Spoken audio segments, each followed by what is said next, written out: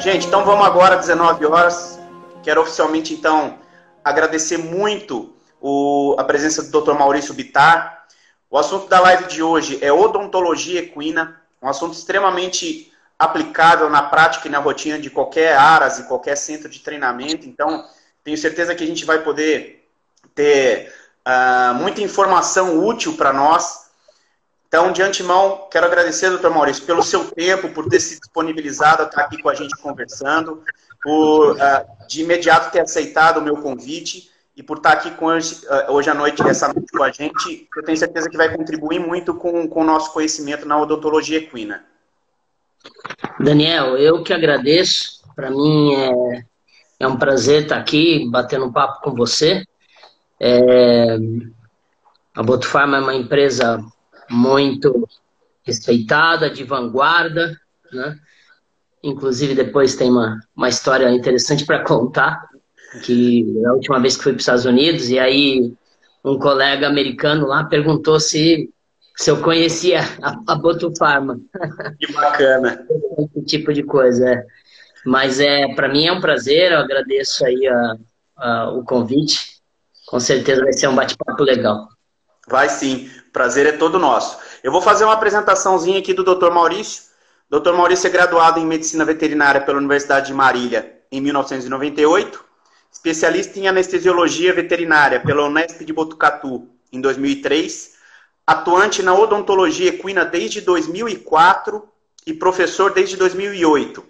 Hoje é professor de pós-graduação na IBVET desde 2010, médico veterinário consultor do Comitê Olímpico do Rio 2016, palestrante convidado no Academy of Equine Dentistry, módulo de equilíbrio oclusal, e palestrante principal de conferência anual da Associação Internacional de Odontologia Equina.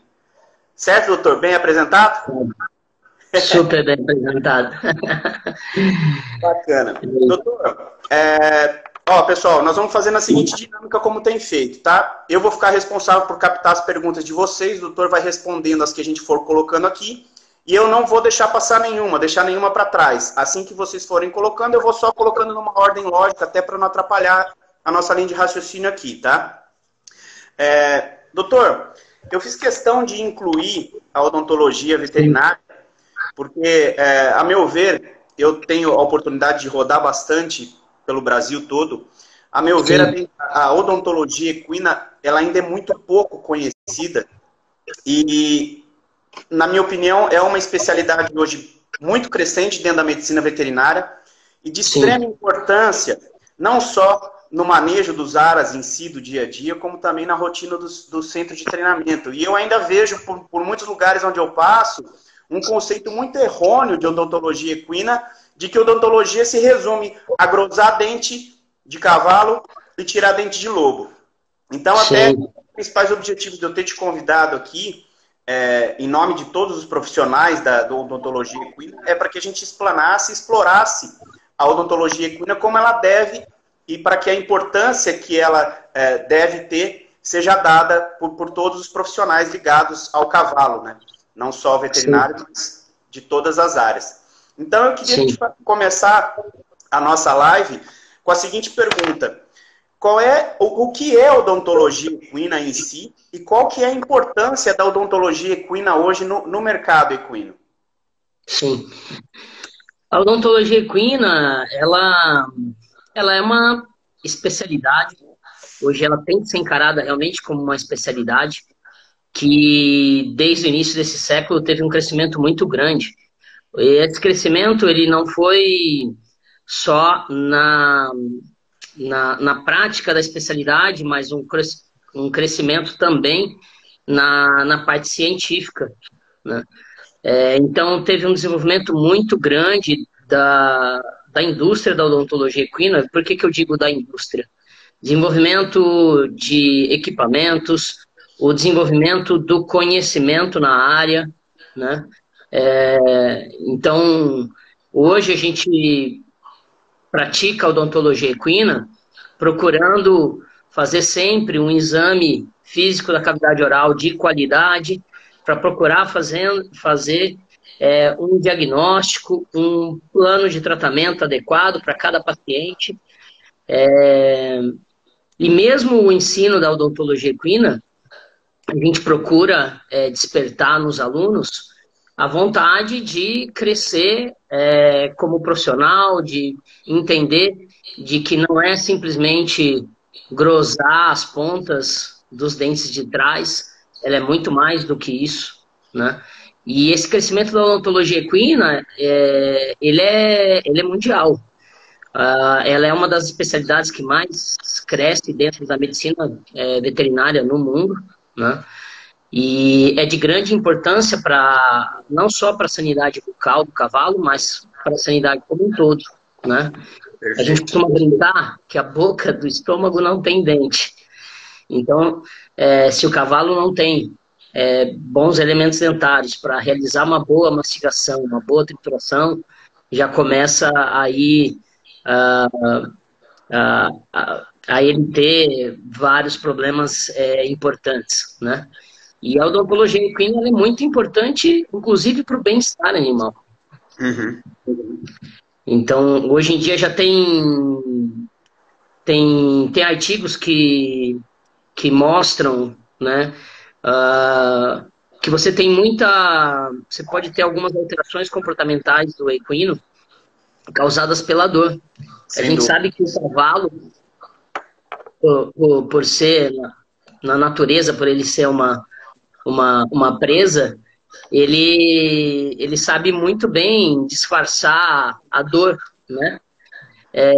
Então, a maneira como a gente saber ler esses sinais de alterações comportamentais que podem estar associadas à sua alimentação, alterações comportamentais relacionadas à socialização do cavalo com outros animais, ou mesmo com as pessoas, né? Alterações comportamentais relacionadas à equitação, né? Então, quando o animal ele tem uma dor de origem dentária, ele pode ter alterações comportamentais que podem estar presentes de diversas maneiras, né? Então, a gente tem que saber reconhecer isso também, porque é difícil. A gente não pode simplesmente aguardar o cavalo apresentar algum sinal clínico para passar a olhar dentro da cavidade oral, né? Isso é um fato importante. Sim, a gente nota, como a gente tem estado presente em diversos congressos aí, e inclusive internacionais, a gente nota o crescimento da área da odontologia equina a nível mundial, como você colocou, até pela quantidade de estandes com equipamentos odontológicos. Bem colocado. Há alguns anos atrás a gente quase não via, era muito de difícil acesso, né? E hoje a gente vê uma quantidade enorme. E eu expandiria essa importância da odontologia, inclusive, para a reprodução, em dois aspectos. Sim. Primeiro, nesse comportamental que você bem colocou, porque você pode ter animais que se tornam agressivos, especialmente garanhões, pela presença da dor, o que torna o manejo um pouco mais perigoso. E também a presença dessa dor crônica, ela vai interferir invariavelmente na questão de fertilidade, de qualidade reprodutiva, tanto de garanhão... Não só a dor, como a patência de um processo infeccioso com foco na cavidade oral, né? Você pode ter um processo infeccioso em uma raiz dentária e isso servir de foco de infecção para, de repente, você ter uma anacorese, que é uma migração desse foco bacteriano. Então... Não só isso, também a patência de um processo inflamatório crônico, ele vai acabar interferindo no sistema imunológico como um todo, né? Sim. Então, isso é muito importante. E você colocou um ponto do crescimento, né? Eu sei que você já deve ter, esteve presente na EAP, na conferência da Associação Americana dos Veterinários de Equino, e quase um terço, um quarto dos estandes da feira são de produtos da odontologia equina, né? Sim, sem dúvida, de várias partes do mundo. De várias partes do mundo. Doutor, hoje, quais são os principais problemas odontológicos ou distúrbios odontológicos que são encontrados E quais as suas manifestações clínicas que levam uma pessoa a desconfiar de um problema odontológico, seja ele no comportamento do animal ou no próprio treinamento do dia a dia em si? Os distúrbios odontológicos mais comumente encontrados são os distúrbios de má oclusão. Só que o problema é que esses distúrbios acabam sendo gatilho para o desenvolvimento de complicações.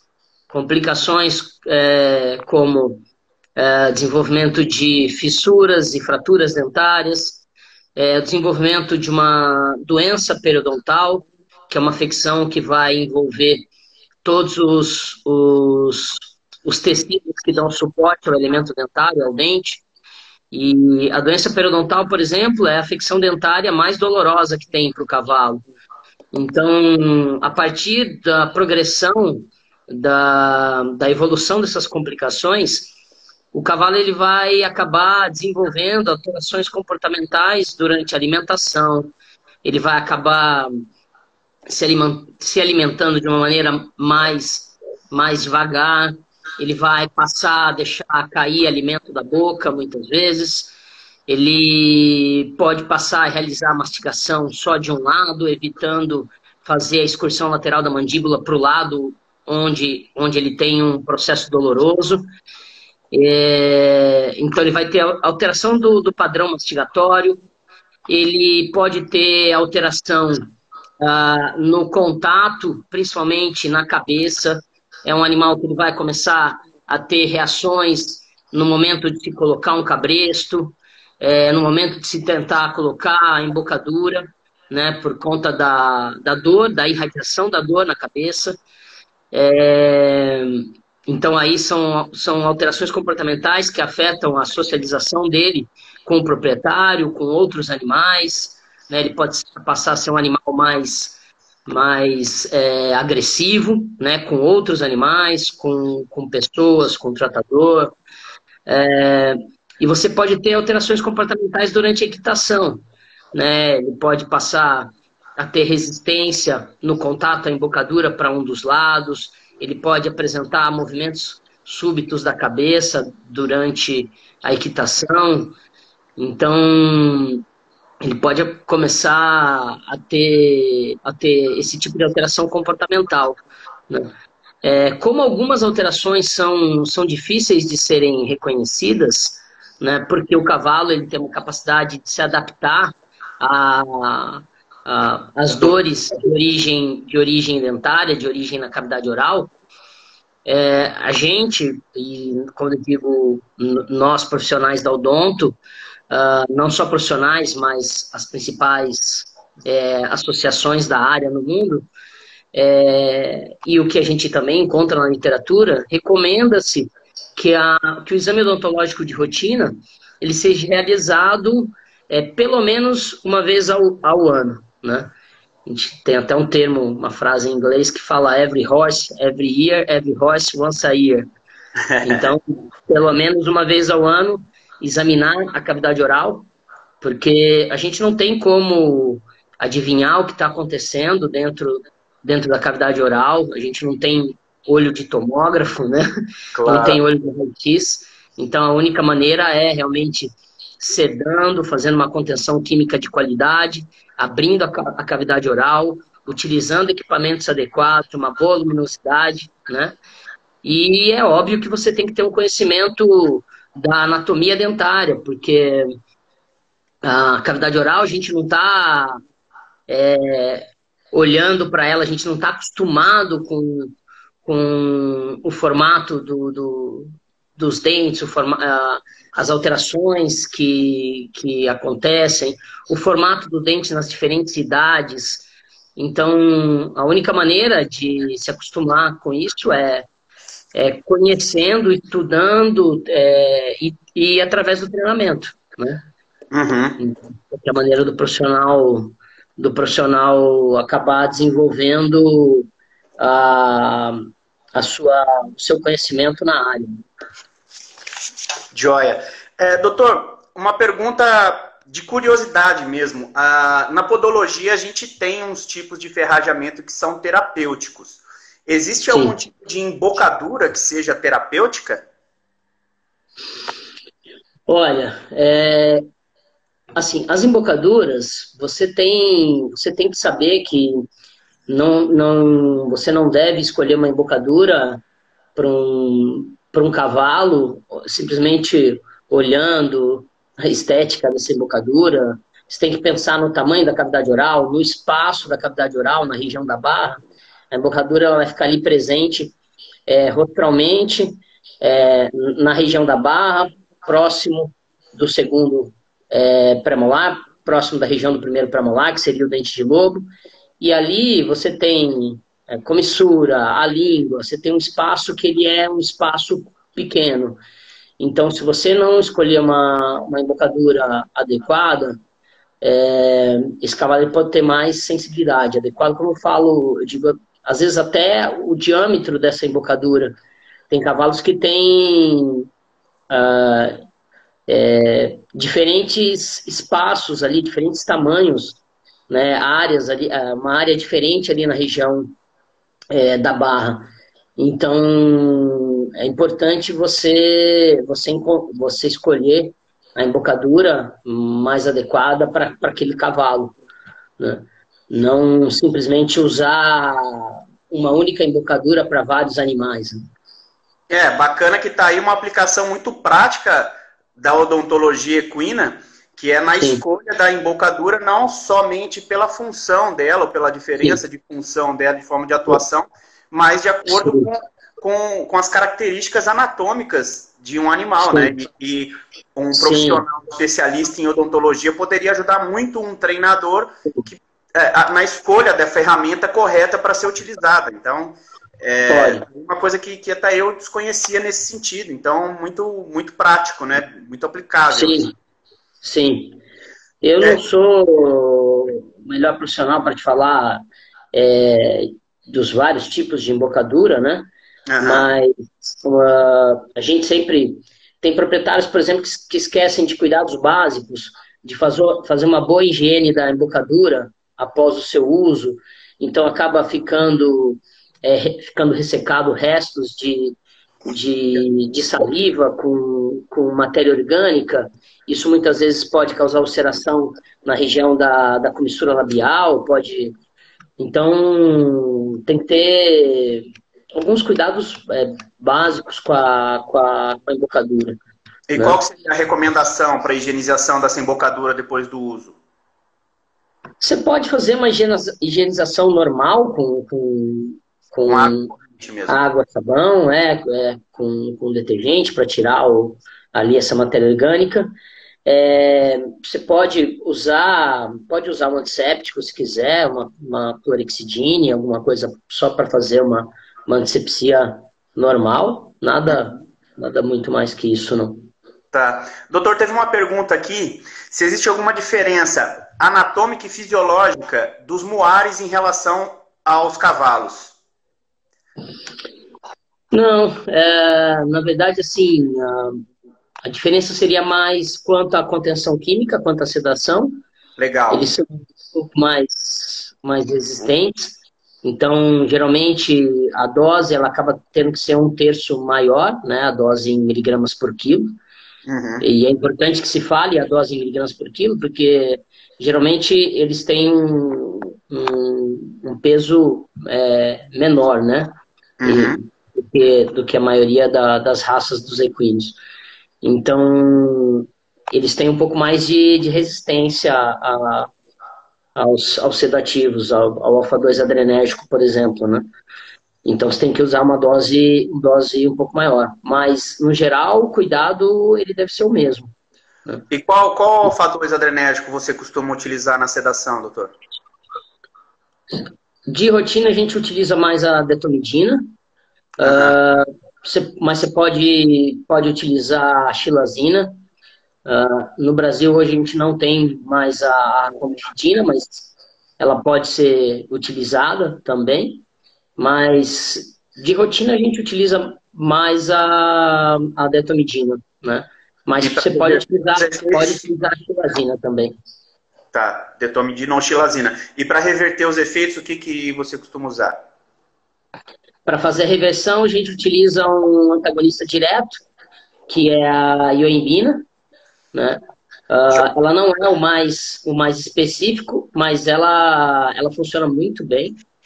E a segurança de você utilizar o Alpha 2 é que você sabe que se, por exemplo, você fez a sedação do animal e você vai embora para outra propriedade, você faz um antagonista e aí leva ele de volta para a cocheira dele sem ter, diminuindo o risco de queda nessa movimentação de volta para a cocheira. O fato da diminuição da motilidade intestinal, você vai reverter, né, a diminuição da motilidade intestinal causada pelos alfa-2. Então, acaba sendo uma segurança importante. Eu, particularmente, eu uso de rotina em todos os meus casos. Eu acabei incluindo no meu protocolo. Após a sedação, eu sempre opto por fazer a reversão. Joia.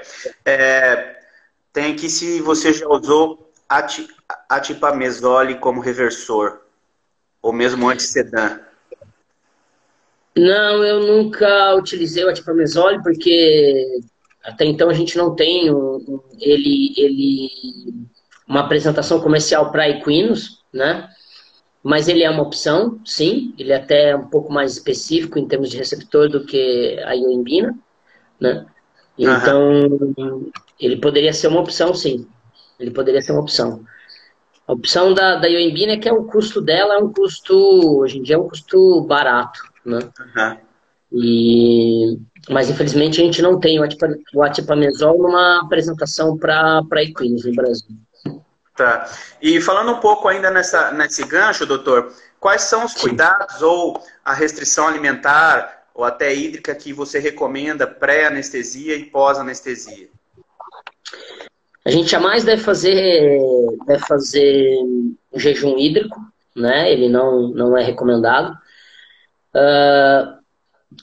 Se esse animal ele tem na sua dieta um volumoso de qualidade, você não tem muita necessidade de fazer um jejum extenso de volumoso, tá?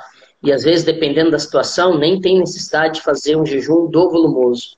Tá. A gente recomenda sempre fazer um jejum do concentrado, né? Até para evitar problemas decorrentes da fermentação gástrica desse concentrado.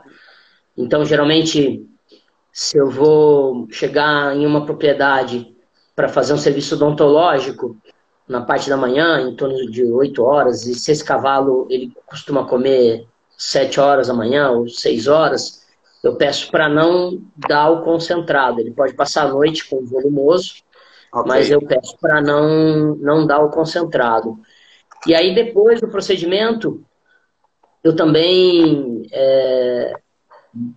como eu sempre reverto todos os meus casos, cerca de 30 minutos depois, eu ofereço o volumoso e naquele dia que foi realizado o serviço, eu peço para ele para não ser ofertado concentrado, só no dia seguinte. Certo. E a não ser que você vai submeter esse animal a um procedimento cirúrgico, aí sim você pode pensar num jejum de volumoso, mas esse jejum ele não tem necessidade de ser um jejum extenso. Tá. No máximo aí 3 horas, né? Jamais mais do que 4 horas, 6 horas de jejum desse volumoso. Até porque quando a gente pensa em animais de esporte, a gente sabe que tem uma incidência muito alta de animais com problemas por gastrite, né? Gastrite, ulceração gástrica. Então, se você privar esse animal por muito tempo de volumoso, ele pode sim ter um problema, pode ter um desconforto abdominal pela gastrite, né? Então acaba sendo pior, né? Então, quanto ao jejum, é isso. Joia. Você já respondeu para a gente aqui que a frequência ideal de um exame odontológico na rotina, até como prevenção, seria uma vez ao ano, né? Que pelo menos uma vez ao ano. Pelo menos uma vez ao ano. O que a gente fala é o seguinte, tudo vai depender muito do manejo onde esse cavalo está inserido. Se é um cavalo de esporte, onde ele está no manejo de confinamento, onde a gente sabe que ele vai ter privação de pastejo, né? Ele vai ter acesso a um volumoso, que geralmente é o feno, que vai ser oferecido para ele durante algumas horas do dia. Então a gente vai ter uma diminuição do tempo de mastigação, tudo isso.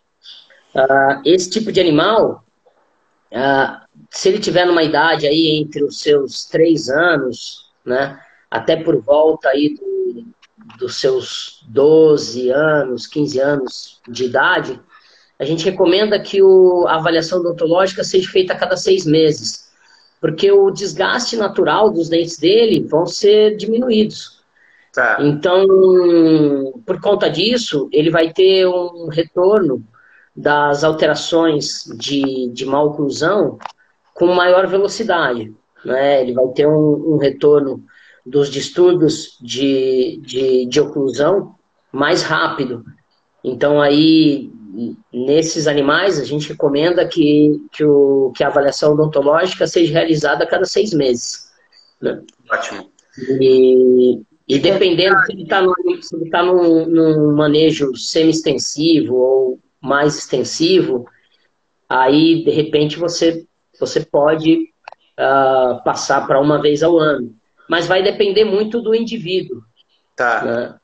E então, às vezes, você vai avaliar o animal, ele tem muitas alterações de oclusão, ele tem muitas alterações dentárias, você vai recomendar voltar dali 6 meses, porque até você não vai conseguir fazer toda a correção em um único procedimento. A gente sabe que se você fizer um ajuste muito agressivo, quando ele tem alterações graves de oclusão, você corre alguns riscos. Você corre risco de exposição de canal pulpar, por exemplo. Então, você precisa fazer um plano de tratamento. Então, você não vai fazer todo a sua correção em um único procedimento. Né? E, de repente, se você está avaliando um cavalo onde ele tem uma boa oclusão, ele tem uma boa relação dos elementos dentários, você pode recomendar uma vez por ano, e aí, em cada avaliação desse paciente, você determina, conforme o que você encontrar de alteração na cavidade oral. Joia. E aí, com que idade você recomenda fazer esse acompanhamento odontológico? A partir dos 3 anos, então, ou antes pode acontecer? Olha, a gente recomenda, o cavalo ele vai começar a fazer, por exemplo, a muda dos elementos dentários descidos pelos permanentes a partir dos 2 anos e meio. Uhum. Né? Não só dos incisivos, como dos premolares. Né?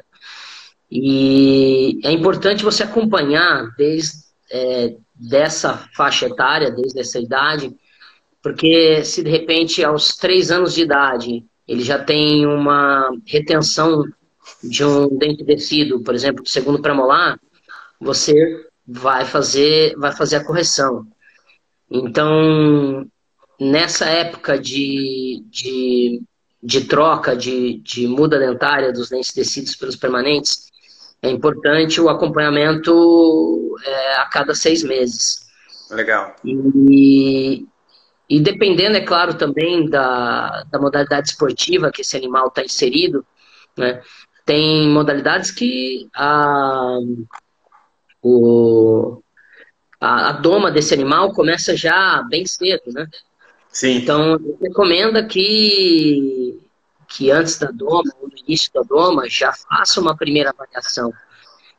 E é claro que um veterinário, por exemplo, no Aras, quando o animal ele nasce, ele já pode estar olhando algumas coisas. Ele pode já olhar, por exemplo, o contato oclusal de incisivos, para ver se esse animal não tem um problema de oclusão em incisivos, né? Que muitas vezes pode ser corrigido na fase inicial, né? Mas aí depois disso é a partir aí mesmo dos 2 anos e meio, 3 anos de idade. Tá. Esse problema em potro seria o prognatismo ou não? Sim, seria que hoje em dia o termo até que a gente mais utiliza, né, mais encontrado na literatura, seria o que a gente chama de sobressaliência ou sobremordida, que seria um contato oclusal incompleto, né, dos incisivos. Então, sobressaliência é quando você tem falta de contato de alguns dentes. Você não tem, por exemplo, contato das pinças e dos médios. E sobremordida seria quando você não tem contato de nenhum dente. Nem de pinça, nem de médio, nem de canto. Caramba. Então você pode ter uma sobressaliência inferior ou superior e uma sobremordida inferior ou superior. Né? Certo.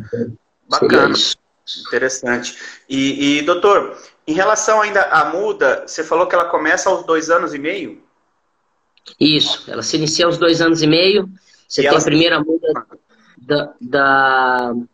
das pinças, né, dos incisivos centrais, e também aos 2 anos e meio do segundo premolar. Depois, com 3 anos, você tem a muda do terceiro premolar. Com 3 anos e meio, a muda dos incisivos médios, né, ou intermédios. Depois, com 3 anos e 10 meses, por volta de 4 anos, a muda dos quarto premolares. Depois, com 4 anos e meio, a muda dos cantos, né, dos incisivos dos cantos. Então, em termos de muda dos dentes descidos permanentes, seria essa sequência. Em termos dos incisivos, seria 2 anos e meio, 3 anos e meio e 4 anos e meio, isso de incisivos. E os premolares seriam 2 anos e meio, 3 anos, e o quarto premolar entre 3 anos e meio e 4 anos. Joia. Teve uma pergunta de um colega que diz que já foi feito um ajuste oclusal e ele continua com bucha. Então, primeiro eu queria que você explicasse o que é bucha e qual é a indicação para esse caso. Sim. Na verdade, quando um animal, geralmente quando o animal ele acaba ele apresenta o que a gente chama de uma desmastigação. Uma desmastigação, uma dificuldade em realizar a trituração, uma dificuldade de mastigação. Ele vai, muitas vezes, iniciar o processo de trituração e aí ele vai devolver o alimento parcialmente mastigado, geralmente o volumoso. Então a gente fala que ele acaba devolvendo uma bucha do volumoso, né? Seria como se fosse uma trouxinha desse volumoso, parcialmente mastigado. Até existe um termo em inglês utilizado para isso, que eles chamam de kitting. O animal, geralmente, ele faz esse tipo de... Ele desenvolve esse tipo de alteração quando ele tem dor ao realizar o processo de trituração do volumoso. Uhum. E na grande maioria das vezes, essa dor está relacionada, na grande maioria das vezes, à doença periodontal. Porque a doença periodontal é a afecção dentária mais dolorosa que tem para o equino, né? Então, se ele tem um elemento dentário com mobilidade, porque nos casos de doença periodontal moderada grave, você tem mobilidade dentária. E a mobilidade dentária, ela causa muita dor. Então, o animal ele acaba realizando uma excursão lateral com uma amplitude menor ou de uma maneira irregular. E aí ele tenta fazer a trituração, não consegue fazer essa trituração de uma maneira adequada. E aí ele acaba popularmente cuspindo esse alimento, né? Ele acaba jogando fora esse volumoso parcialmente mastigado. Então, se ele realizou o serviço odontológico e esse animal continua apresentando esse problema, pode ter acontecido 2 situações. ou ele não conseguiu identificar uma doença periodontal, um foco de doença periodontal, ou que tem que tomar cuidado com ajuste oclusal agressivo. Quando você realiza um ajuste oclusal agressivo, você vai ter uma exposição de... você vai ter uma remoção excessiva de dentina primária e exposição dos túbulos dentinários, e isso pode causar um pouco de desconforto. O que tem que saber é se esse animal ele já apresentava esse problema antes da realização do serviço odontológico. Se ele já realizava esse problema e ele continua apresentando o problema, porque provavelmente ele tem um foco de dor que não foi diagnosticado. Tá? Então, você tem essas duas ocorrências aí que são as mais comuns de causar esse tipo de problema. Joia. Uma colega perguntou em relação a casos de palatite. Como proceder? Olha, é o seguinte. Na verdade, assim, depende do que ela está se referindo a palatite. Tem o que a gente... tem o que a gente popularmente conhece como travagem, né? Uhum. E a gente sabe, na verdade, assim, a palatite, que é o que se conhece popularmente por travagem, existe muita desinformação a respeito desse assunto. A gente sabe que a palatite, né, a inflamação do palato caudal ali aos incisivos, ela é uma ocorrência, ela é inexistente, bem dizer. Muita gente confunde o formato normal do palato com uma alteração inflamatória, né? Para você ter uma ideia, quando a gente pega para estudar a história da odontologia equina, em 1847 teve um grupo de médicos veterinários formados pela Universidade de Lyon, né, na França, que redigiram um memorando público condenando o corte, a cauterização, qualquer procedimento agressivo e que é considerado até digamos assim, maus tratos, né? Uhum. Um produto inadequado, como forma de tratar uma afecção que não existe, né? Então, na verdade, num animal jovem, a altura da coroa clínica dos incisivos, que é a porção do elemento dentário que está visível, né? Por ela ser menor, você vai olhar aquela porção do palato, ela como se ela tivesse mais alta que os incisivos, né? E isso é normal, isso é uma condição anatômica da idade, né?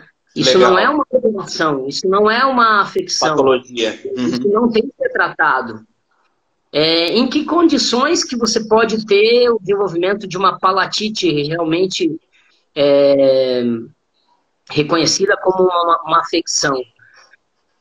Animais mais idosos, que tenham alterações de oclusão dos incisivos e que recebem uma dieta inadequada, né?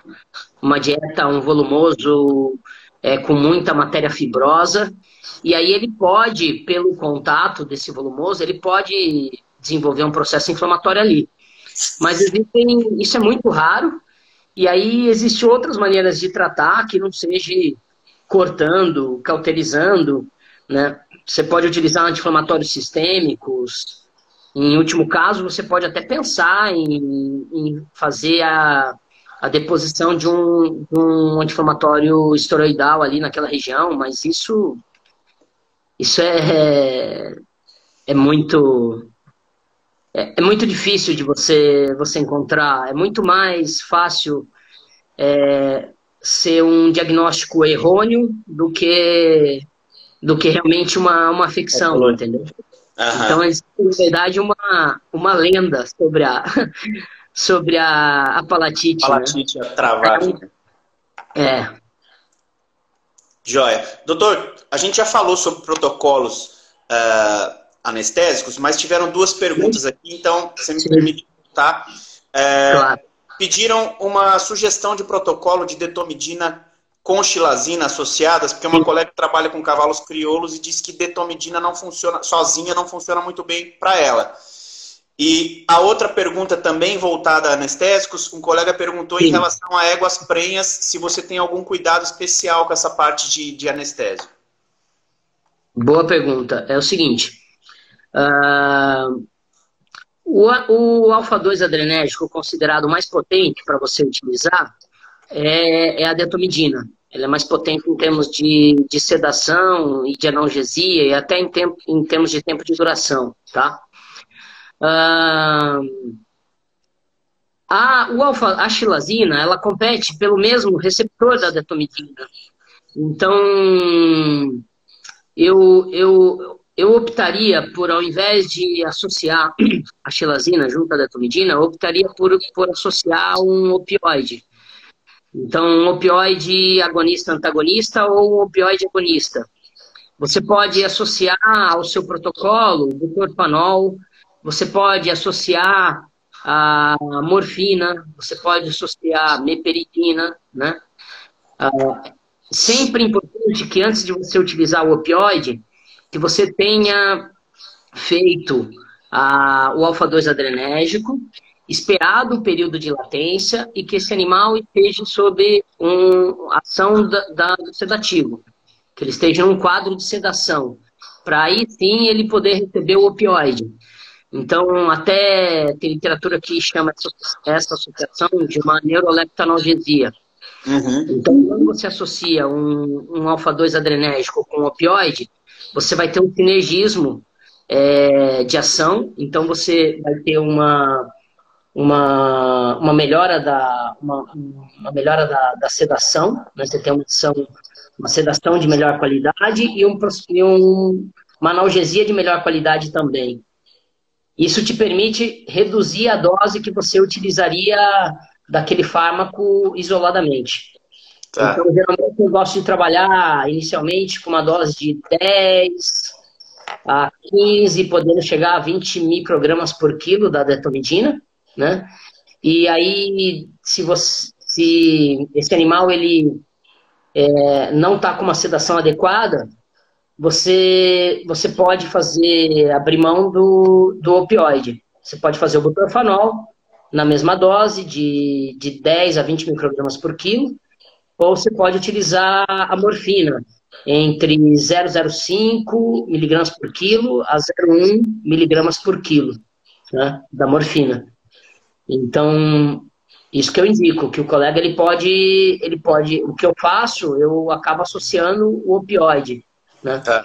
E aí, conforme a duração do procedimento, você pode utilizar, você pode fazer novos bolos com 1/3 da dose inicial, 1/3 a 1/4 da dose inicial, né?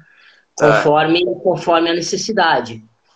E nos procedimentos que são procedimentos longos, tipo, como procedimentos cirúrgicos na cabeça, extrações dentárias ou procedimentos cirúrgicos em seios paranasais, a gente acaba utilizando uma sedação sob infusão contínua, né? Então, em vez de você utilizar a sedação em bolos, você faz um bolos inicial e depois você vai manter a sua concentração plasmática a partir da utilização da infusão contínua, né? Certo. Então, essa é uma maneira. Às vezes, se você tem um animal que ele é muito resistente ali à sedação, então, primeiramente, você pode optar por adicionar o opioide, ou optar por fazer a infusão contínua. Joia. Dessas duas maneiras, né? Teve uma pergunta do Dr. Maurício aqui. Você espera a ação da detomidina antes do butorfanol também, ou só quando usa morfina? Não, você sempre tem que esperar, sempre é importante. É claro que com o butorfanol, o seu risco de você ter um efeito colateral, ele é menor, porque ele é um opioide agonista antagonista. Legal. Mas você sempre deve esperar o período de latência. E esse período de latência com os alfa-2, ele é curto. Com a detomidina, ele é em torno de 1 a 3 minutos, e com a xilazina, ele é entre 3 a 5 minutos. Então, ele é rápido, né? Você não vai ter que esperar muito tempo, né? E outra coisa que o colega pode fazer também, dependendo do animal, se você tem um animal que ele é um animal mais, digamos assim, você tem um animal que ele é um pouco mais ansioso, que ele é um pouco mais difícil, né, de mexer, você pode inicialmente utilizar um fenotiazínico, ou intravenoso ou intramuscular, como a cipromazina, esperar o período de latência, que ele é prolongado, né, que ele é mais longo, que vai ser em torno de 15 a 20 minutos, e aí sim fazer uma dose menor do alfa-2. Então, quando você associa o fenotiazínico com o alfa-2, o fenotiazínico ele tem um importante efeito ansiolítico. E isso vai te ajudar muito na sua contenção química. Então, você tem aquele animal que, às vezes, só dele olhar para o tronco, ele já fica apavorado. Então, aí, o colega pode optar por trabalhar em outro ambiente, né? Esse animal que já é um animal traumatizado, às vezes. Ou ele pode pegar e ir na cocheira de cavalo, fazer a aplicação da cipromazina, né? Esperar o efeito dela, que ela vai ter um efeito aí tranquilizante. Ela não é um fármaco que causa boa sedação e boa analgesia, né? Então ela vai ter um efeito tranquilizante e ela tem um efeito ansiolítico. E aí o colega vai depois sim fazer o alfa-2, né? A xilazina ou a detomidina. E aí, ainda se necessário, ele ainda tem o opioide. Sim.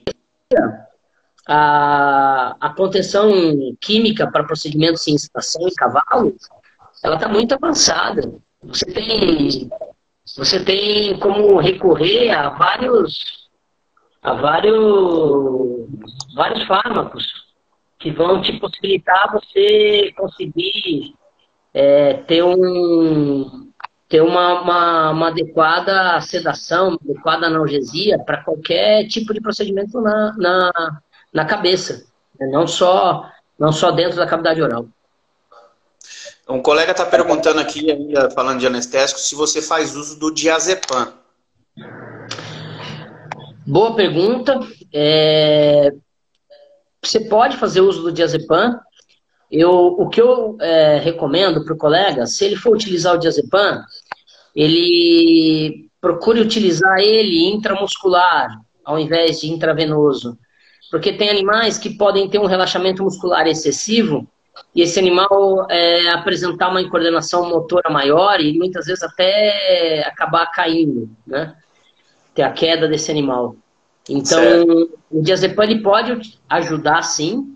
Ele pode aumentar o relaxamento muscular, mas procura utilizar uma dose baixa e uma dose e fazer a utilização intramuscular. Pela via intramuscular. Não fazer evitar fazer pela via intravenosa, porque aí o risco de você ter um relaxamento muscular excessivo e esse animal aumentar a incoordenação motora e ele vir a cair, ele acaba sendo maior. Tá. Fizeram uma pergunta também se você tem alguma experiência com detomidina intraoral. Olha, na verdade, a gente não tem, nos Estados Unidos e na Europa, você tem apresentações da detomidina que já são apresentações para uso oral, que é a apresentação em gel, que você tem uma absorção sublingual da detomidina. Legal. E eu não tenho experiência, a minha experiência ela é de literatura, de estudo, né? Mas eu não tenho experiência, eu ainda não utilizei. Fora do Brasil, eu tenho bastante contato com os colegas, tenho ido com uma certa frequência, convidado para para dar palestra, né? E tenho contato com bastante colega americano, colega europeu, australiano. O pessoal opta realmente para utilizar a apresentação intramuscular e intravenosa. A apresentação oral, ela acaba sendo, às vezes, para um treinador ou proprietário que quer mexer com um cavalo mais difícil para algum procedimento do dia a dia ou para ferrajamento, né? E ele pode abrir mão de usar essa apresentação oral. Mas para o procedimento odontológico, você vai ter que... Ela tem um período de latência maior, você vai ter que esperar um pouco mais, entendeu? Mas, infelizmente, no Brasil, a gente não tem ainda essa apresentação oral, essa apresentação da detomidina em gel. Joia. Doutor, estão cobrando a gente da resposta em relação à égua prenha. Doutor, a gente vinha falando do protocolo para éguas prenhas. Sim. É o seguinte, os alfa-2 adrenérgicos, eles são seguros para serem utilizados em animais gestantes, porque a alteração que eles causam em termos de redução da pressão intraarterial, né, da pressão intrauterina, é muito pequena. É claro que eu acabo optando por evitar o primeiro terço da gestação e o último terço da gestação. E eu acho que a melhor maneira sempre é conversar com o proprietário, porque muitas vezes pode acontecer de você fazer um procedimento anestésico, né, uma sedação nesse animal, e esse animal, um mês depois, acabar apresentando um aborto, né? E aí o proprietário querer correlacionar ao seu serviço. Sim. E não vai ter nada a ver, né? Então, os alfa-2 adrenérgicos, eles são seguros, né? Mas eu sempre opto por ter uma boa conversa com o proprietário, né? E falar que os riscos, eles sempre existem para qualquer fármaco em animal gestante. Mas os riscos são baixos. Joia, perfeito. Doutor, tenho mais uma pergunta aqui em relação à silagem, que é amplamente utilizada em várias regiões, principalmente para tratar receptoras, se ela é mais prejudicial à dentição do animal ou a problemas periodontais do que o feno ou o próprio capim. Essa pergunta é excelente e ela vem em um bom momento, em boa hora, né? Porque se aumentou muito a prática de oferta de silagem para cavalo, né? Sim. E a silagem, seja ela de qualquer tipo, ela não é uma dieta adequada para o cavalo. Porque ela é uma dieta muito ácida. O dente do cavalo, diferentemente do dente do humano, ele não é recoberto por esmalte. Ele tem um tecido dentário na sua periferia, que é o cemento, que é um tecido que ele tem baixa resistência à acidez. Então, você pode começar a ter uma desmineralização desse cemento a partir de um pH de 6,5. Então, o problema das dietas ácidas no todo, e por que eu estou utilizando o termo dietas ácidas? Porque isso se inclui a oferta de cana-de-açúcar, né? Essas dietas ácidas ou dietas com alta concentração de carboidratos hidrossolúveis, elas são inadequadas para o cavalo. O excesso do carboidrato, ele vai causar uma alteração no que a gente chama de biofilme dentário. O biofilme é uma película de lipopolissacarídeos e micro-organismos que acaba envolvendo o dente, e a alteração do pH desse biofilme ele vai causar lesões erosivas no dente, no cemento inicialmente. Essas cáries, a gente até classifica como cáries periféricas. Tá. Essas cáries periféricas, ou essa desmineralização do tecido dentário, ela vai predispor o dente a um aumento da sua fragilidade, então vai predispor ao desenvolvimento de fraturas dentárias e vai acabar predispondo a um aumento do espaço interdental e desenvolvimento de doença periodontal.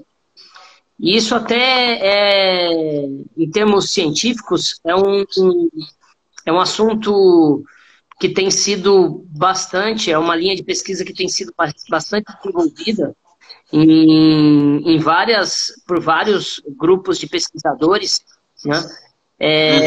Tem grupos de pesquisadores na Austrália, na Escócia, e agora até aqui no Brasil, eu faço parte do grupo do COI, né, do Centro de Odontologia Equina da USP, que fica em Pirassununga. A gente tem uma pós-graduanda da professora Renata e do professor Rodrigo Romero, que tem estudado o efeito dessas dietas ácidas sobre os elementos dentários. Então, isso é muito importante. No ano passado, a gente fez um projeto de um trabalho onde a gente avaliou o efeito da silagem, né? A gente avaliou animais que recebiam silagem por mais de um ano. E 100% dos animais tinham elementos dentários com cáries periféricas e 100% dos animais tinham doença periodontal de moderada a grave. Então, assim... Caramba, 100%? 100%.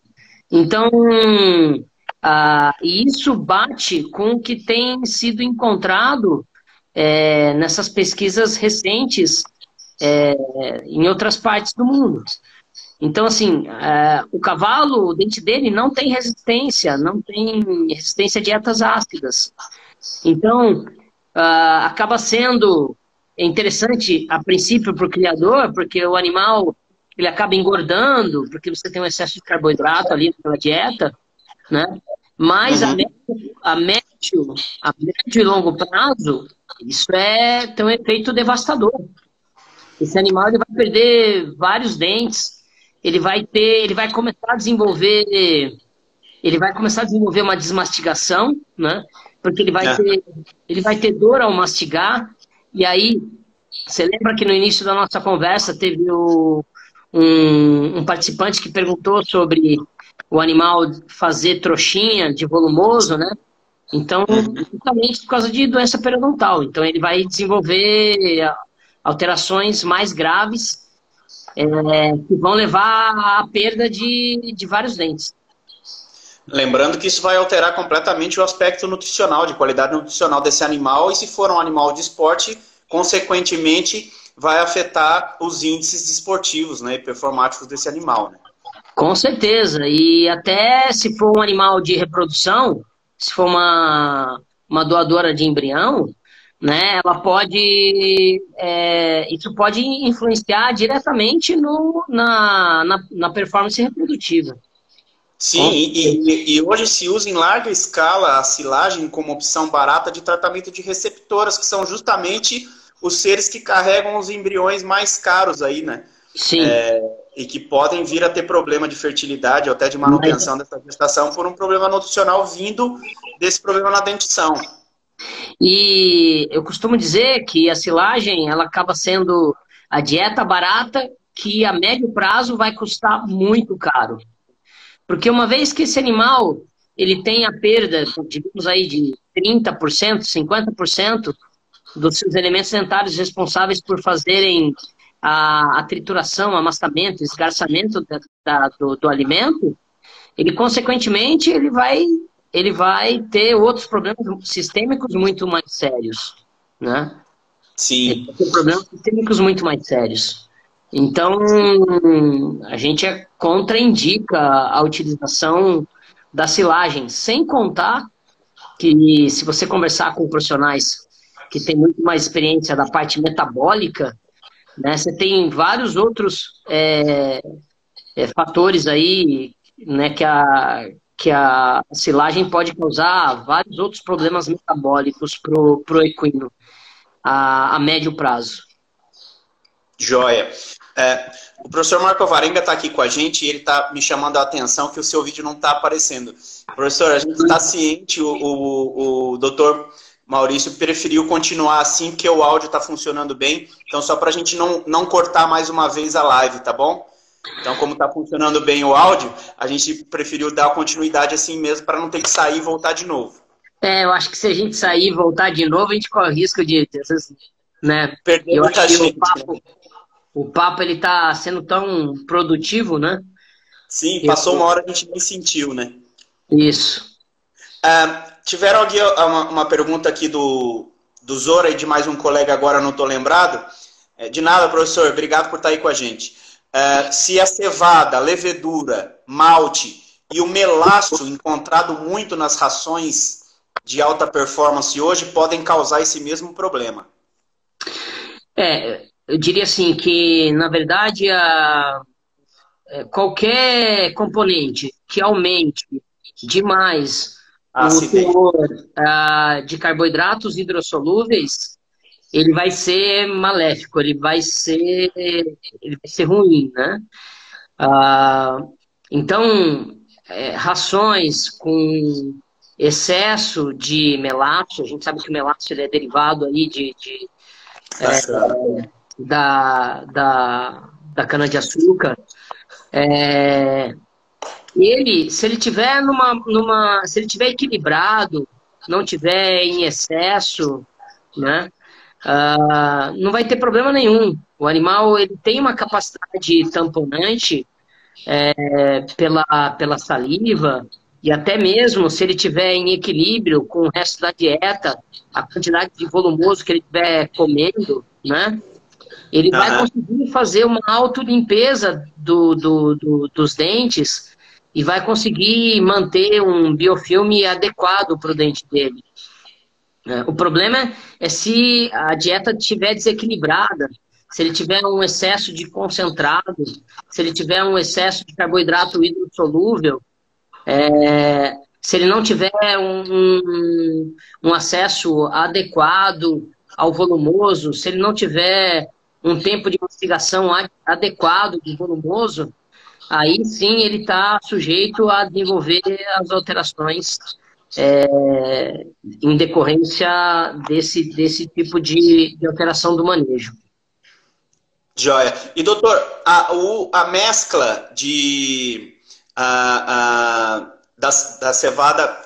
Não, a gente estava falando da mescla do feno e do próprio capim a esses alimentos que são mais ácidos. Seria uma forma de amenizar esses efeitos? De equilibrar, pelo menos, a dieta? Ou não?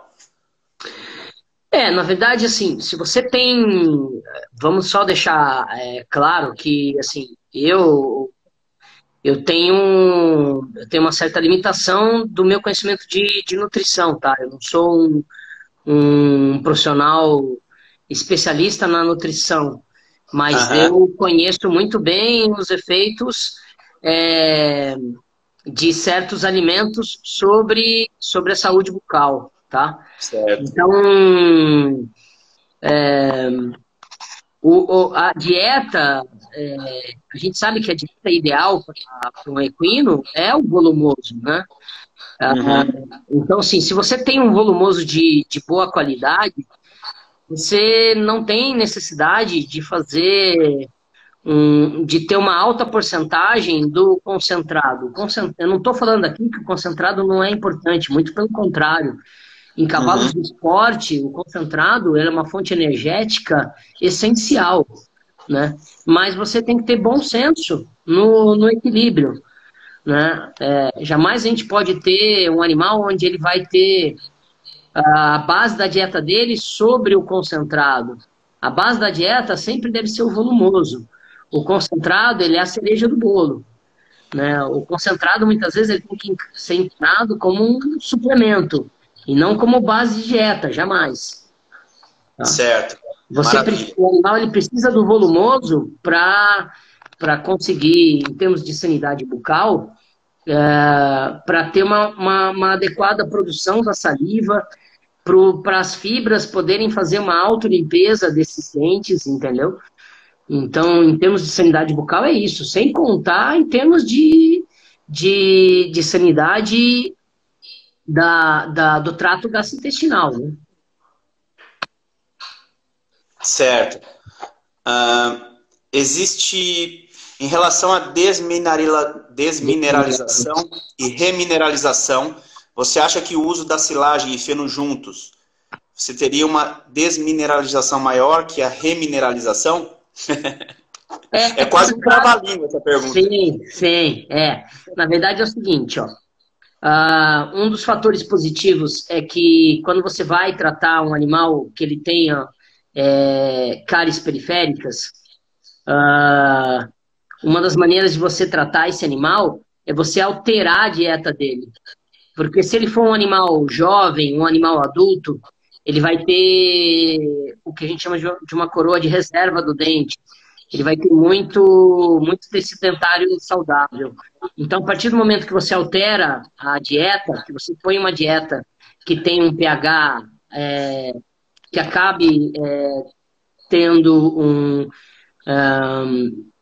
que acaba tendo um equilíbrio aí do pH da cavidade oral, o cemento que vai vir novo com a erupção do dente, ele vai vir saudável.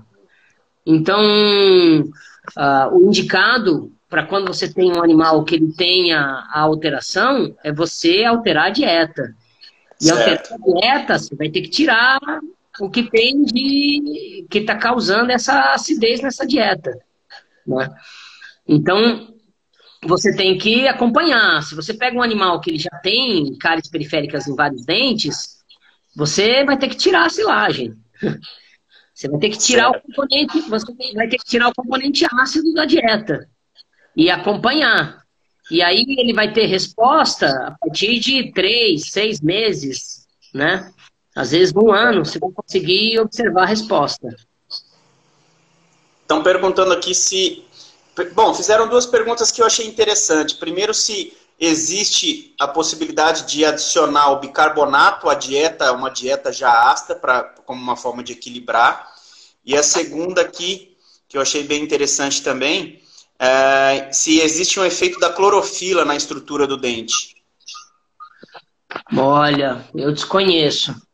Aí já vai acabar entrando numa área que eu realmente não sou o profissional mais adequado para abordar. Mas aí eu já não saberia dizer quanto a essa história da clorofila. Qual que é a outra pergunta? A primeira que você fez? Eu acabei... A adição de bicarbonato como uma forma de tamponar a dieta. Também não sei. Teríamos que conversar aí com um colega especialista na área de nutrição. Sim. Aqui o Luiz Legambre está trazendo a informação de que numa live do professor Gobesso, que é grande especialista em nutrição equina, ele reafirmou que nenhum profissional deve indicar silagem para cavalo. Isso. Fatores.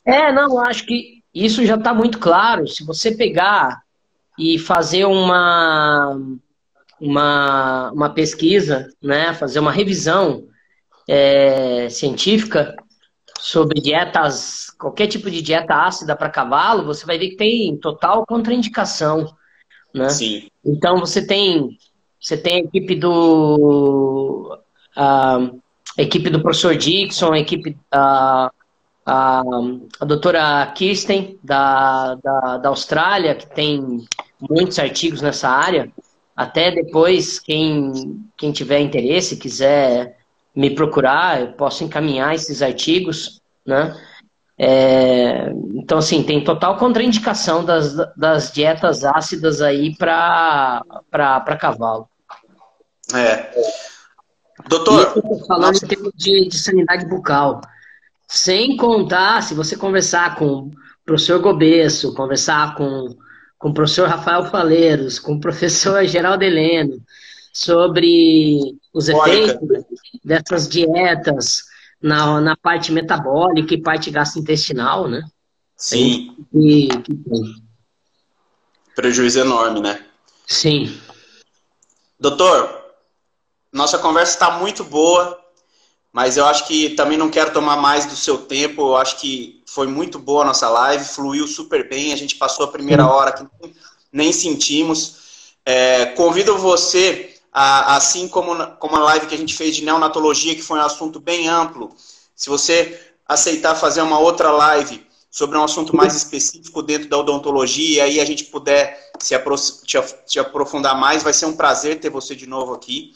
Sim. Eu acho que, pelo retorno que a gente já está tendo aqui durante a live, está sendo muito positivo e muito bem aceito pelo pessoal. Então, mais uma vez, queria reforçar o meu agradecimento ao seu tempo, a você ter se disponibilizado a estar aqui, mesmo depois de ter caído, voltar com a gente aqui, por todo o seu conhecimento. Muito obrigado, foi muito esclarecedor em diversas áreas. E te agradeço muito mais uma vez por estar aqui com a gente, tá? Não, eu que agradeço o convite. Eu queria só deixar aí um recado. Eu acho que hoje em dia, né, e tem muito aluno que pergunta para a gente, e a gente também recebe muitos estagiários que estão aí no final da graduação, que perguntam sobre a área, a melhor maneira de iniciar. E uma coisa que eu costumo dizer para todos, o seguinte, que é muito importante, antes do profissional ele ser um especialista, que ele acabe desenvolvendo o conhecimento geral. Que primeiro ele desenvolva a área geral, então ele desenvolva a área da medicina equina, ele desenvolva o conhecimento dele sobre a clínica, sobre a anestesiologia, sobre o diagnóstico por imagem, para aí sim começar a procurar se especializar. Então, hoje em dia você tem cursos modulares, né? Onde pode ser o pontapé inicial para o profissional começar na área, mas, como eu disse, isso é o pontapé inicial. Depois tem que continuar se aprimorando, continuar estudando, né? A gente nunca para aí de estudar e se aprimorar. Então, o que eu recomendo é que o colega procure a área e trabalhar sempre com paixão, né? Se ele procurar trabalhar na área onde ele desenvolva a paixão, as coisas vão acontecendo. É isso que eu deixo aí de recado. Muito obrigado. Obrigado aí a Book Pharma pelo convite novamente, foi um prazer.